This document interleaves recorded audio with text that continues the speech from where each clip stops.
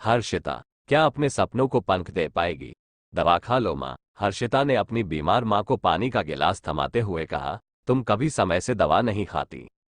माँ कोई जवाब दे पाती उससे पहले ही हर्षिता का फोन बजने लगा। उसने देखा राजीव का फोन था। हर्षिता अभी कुछ सोच ही रही थी कि माँ बोल उठी, वो इतने दिनों से फोन कर रहा है, उठाकर बात क्यों नहीं कर लेती? कुछ सोचकर उस दिन हर्षिता ने फोन उठा लिया। तुम्हें कितने दिनों से फोन मिला रहा हूं, उठाती क्यों नहीं? उधर से तड़क कर राजीव ने पूछा, माँ बीमार है, अपने पोते को बहुत याद कर रही है। तुम वापस कब आओगी?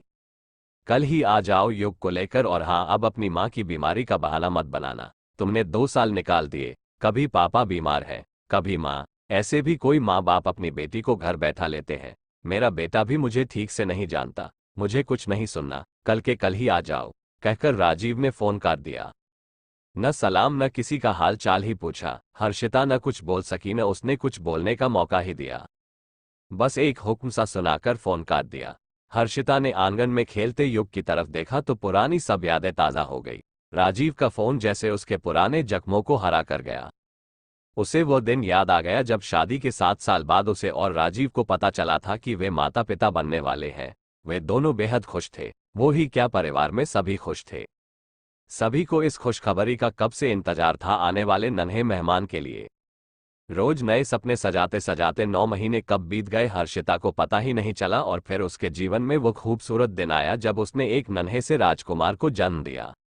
सास ससुर तो अपना वंशज पाकर बेहद खुश थे। पोते के जन्म पर राजीव की मां बहू की बलाएं लेती नहीं थक रही थी। हर्षिता युग को लेकर अस्पताल से घर आए तो घर वालों ने उसका जोरदार स्वागत किया।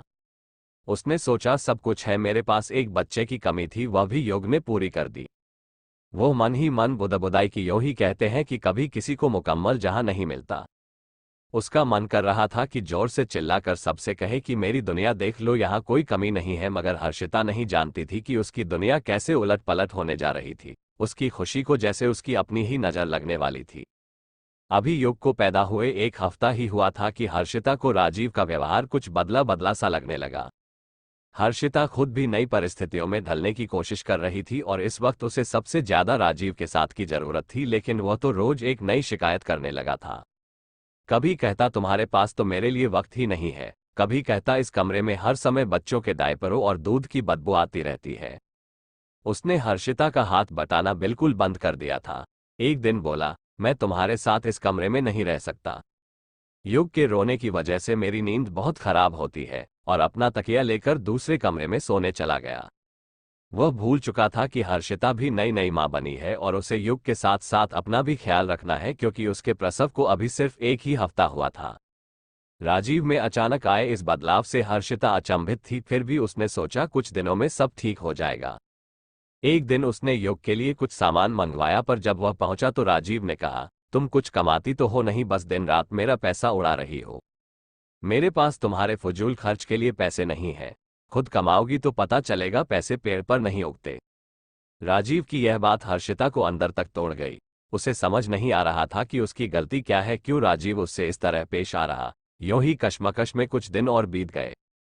हर्षिता को आभास हो रहा था कि रोज राजीव उससे दूर होता जा रहा है, फिर भी वो खुद को धैर्य बांध रही थी कि जल्द ही सब ठीक हो जाएगा। मगर उस रोज हर्षिता के सब्र का बांध टूट गया जब राजीव ने शराब पीकर गुस्से में उससे कहा, खुद को आईने में देखो, कितनी मोटी होती जा रही हो। दिन भर बैठकर बस खाती ही रहती हो, कुछ काम भी किया करो। मैंने तुमसे शादी करके बहुत बड़ी गलती की, न तुमसे शादी करता और न ही यह मुसीबत पैदा होती। जाकर अपनी माँ से अपनी सेवा करवाओ, जितना दूध यहाँ अपने और अपने बेटे के लिए मंगवाती हो वहां अपनी माँ के घर में मंगवाना। सब लड़कियां प्रसव के समय मायके जाती है, एक तुम हो यहाँ मेरी छाती पर मूंग दल रही हो। कल तुम्हें तुम्हारी माँ के घर छोड़ाऊंगा, जब यह 6 महीने का हो जाए लौट आना। जब से पैदा हुआ है एक रात चैन से नहीं सोया, ऊपर से इतना खर्चा।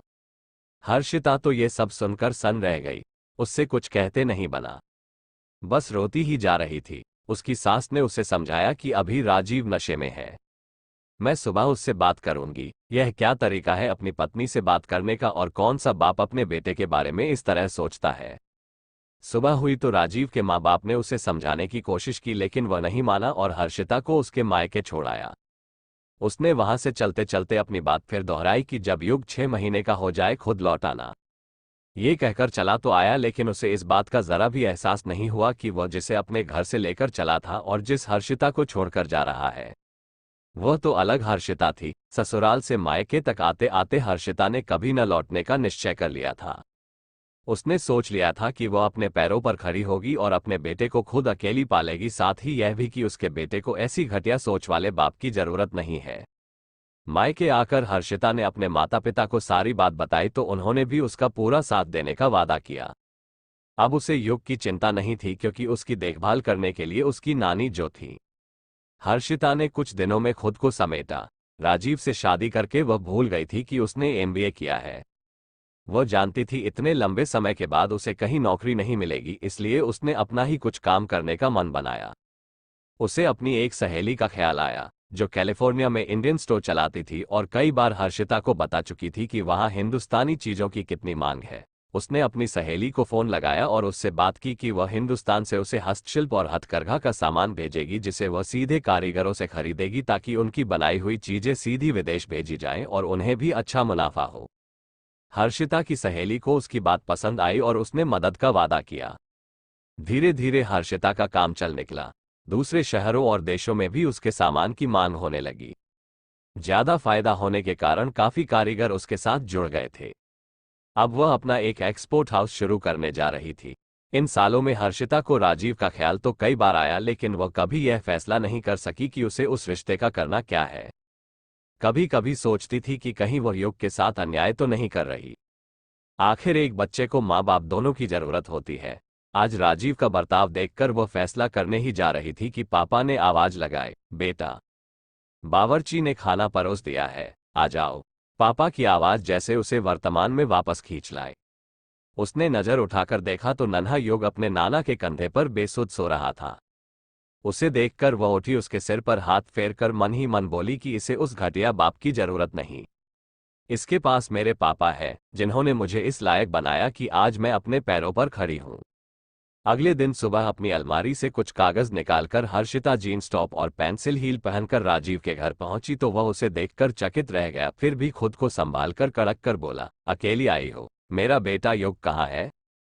तुमसे कहा था उसे लेकर आना। तभी राजीव के माता पिता भी आ गए। हर्षिता ने आदर से उन्हें नमस्ते की और अपनी सास की तबीयत पूछी। तभी राजीव बोल पड़ा, माँ बीमार है, तुम्हें यहाँ आकर उनकी सेवा करनी चाहिए। अब उनसे घर का काम नहीं होता। आज हर्षिता से चुप न रहा गया, अतः बोली, मेरे माता पिता भी बीमार थे, तुम उन्हें एक बार भी देखने आए? आना तो छोड़ो, तुमने तो फोन पर भी उनका हाल तक नहीं पूछा। फिर मुझसे यह उम्मीद तुम्हें क्यों है कि मैं तुम्हारे घर आकर उनकी देखभाल करूंगी? और आज जिसे तुम बार बार अपना बेटा कह रहे हो, याद करो उसके दूध तक का खर्चा तुम उठाना नहीं चाहते थे। एक बात बता दूं राजीव, सिर्फ जन्म देने से कोई आदमी बाप नहीं बन जाता। हमेशा चुप रहने वाली हर्षिता के मुंह से इतनी बात सुनकर राजीव सकते में आ गया, लेकिन पुरुष होने का कुछ अहम अभी बाकी था, सो उसने अपना तुरुप का पत्ता निकाला। ठीक है, अगर तुम्हें इतनी शिकायतें हैं तो मैं तलाक के कागज बनवाकर तुम्हारे घर भेज दूंगा, दस्तखत कर देना। इसके लिए तो हर्षिता तैयार ही थी।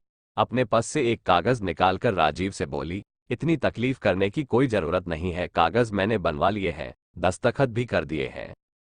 तुम भी दस्तखत कर देना, और हाँ, नहीं मुझे तुमसे कुछ चाहिए, नहीं मैं तुम्हें कुछ दूंगी। युग भी नहीं, कहकर वह वापस जाने के लिए मुड़ी ही थी कि उसने दोबारा अपने पर्स में हाथ डाला और एक निमंत्रण पत्र निकालकर राजीव के हाथ में थमा दिया। तुमने कहा था न खुद कमाओ, कल मेरे एक्सपोर्ट हाउस का उद्घाटन है, युग एक्सपोर्ट्स, सपरिवार आना, मुझे अच्छा लगेगा। यूं तो तुम्हारे दिए जख्मों को कभी भूल नहीं पाऊंगी, लेकिन सिर्फ एक बात के लिए हमेशा तुम्हारी शुक्रगुजार रहूंगी। अगर तुम मुझे मेरे मायके छोड़कर नहीं आए होते तो मैं आज वह नहीं होती जो हूं। मेरे माता पिता ने मुझे नाम दिया था हर्षिता, लेकिन तुमने मुझे गर्विता बनाया है। आज मुझे अपने आप पर गर्व है। कहकर हर्षिता पलटकर बाहर निकल गई। राजीव अपना सिर पकड़कर वहीं बैठा रह गया। उसकी मां ने उसके सिर पर हाथ रखा और धीरे से बोली, बेटा, जो बोया पेड़ बबूल का तो फूल कहाँ से होए। इधर हर्षिता अपने आप को आजाद और बहुत हल्का महसूस कर रही थी, लेकिन राजीव के घर से निकलते निकलते उसे आज फिर दो पंक्तियां याद आ गईं। कभी किसी को मुकम्मल जहां नहीं मिलता, कहीं जमीन नहीं मिलती, कहीं आसमां नहीं मिलता।